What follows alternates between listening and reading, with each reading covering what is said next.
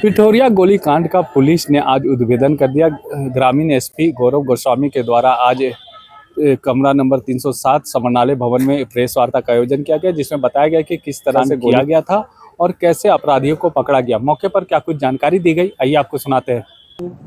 दोरो वहाँ पर एक व्यक्ति फिरोज अंसारी, उनकी पीठ पर गोली मारी गई थी और चूंकि घटना काफ़ी गंभीर थी तो इसको देखते हुए वरीय पुलिस अधीक्षक महोदय द्वारा एक एसआईटी टीम का गठन किया गया था, जिसमें डीएसपी हेडक्वार्टर 1 अमर कुमार पांडे, थाना प्रभारी पिठौरिया सभी लोग शामिल थे।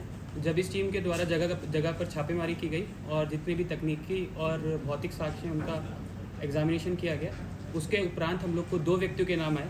उसमें सबसे पहला व्यक्ति था शोएब अंसारी उर्फ नुनवा अंसारी और दूसरे व्यक्ति का नाम है अफसर अंसारी।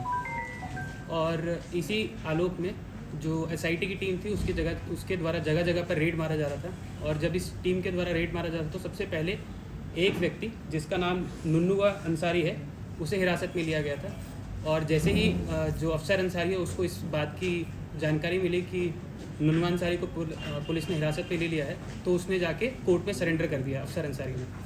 और उसी आलोक में हम लोगों ने उसे पुलिस रिमांड पे लिया। तकरीबन 3 दिन की पुलिस रिमांड थी। और जब इन दोनों लोगों से हम लोगों ने पूछताछ की है, पूछताछ करने के उपरांत हमें काफ़ी चीज़ें समझ में आई कि रीज़न क्या था कि क्यों मारा गया। तो उसमें सबसे पहले इसके द्वारा बताया गया कि 2022 में एक कांड दर्ज हुआ था 169/22। उसमें जो फिरोज़ अंसारी हैं, फिरोज़ अंसारी का एक भतीजा था, उसको गोली मारी गई थी अफसर अंसारी के द्वारा। तो उसी केस में अफसर अंसारी और उसके पिता, जिनका नाम है इदुल अंसारी, दोनों को न्यायिक हिरासत में भेजा गया था। और हाल ही में अफसर अंसारी जेल से बाहर निकला था और उसे पता था कि उसके जो पिताजी हैं वो जेल पे बंद है। तो ये इसी आलोक में फिरोज़ अंसारी के पास में जाता है और फिरोज़ अंसारी को बोलता है कि आपकी जो गवाही है 169/22 केस में, उस गवाही को मत दीजिए और केस को किसी तरह से मैनेज कर लीजिए, अन्यथा आप लोग के साथ सही नहीं होगा।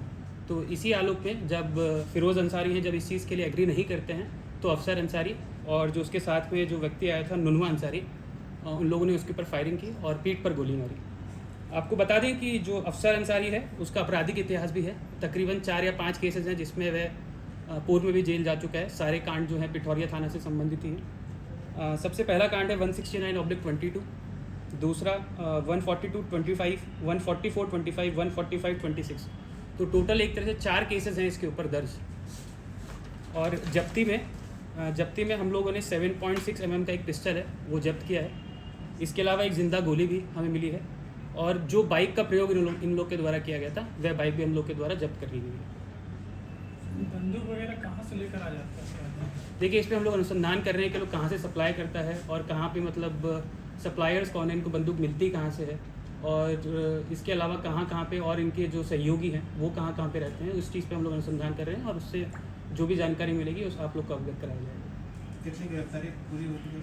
गिरफ्तारी एक व्यक्ति की हुई है और जो अफसर अंसारी हैं वो पहले ही सरेंडर कर चुका था कोर्ट में। उसी के बाद जो दूसरा व्यक्ति नुनवा अंसारी, तो उसकी कल हम लोगों ने गिरफ्तारी की है। गोली कौन चलाया था सर? गोली इसमें फिर ये अफसर अंसारी चलाया था फिरोज अंसारी के ऊपर। ये उसके साथ में आया था और साथ में आने के साथ साथ हथियार का जो आदान प्रदान रहता है उसमें भी थोड़ा हेल्प किया था इसकी।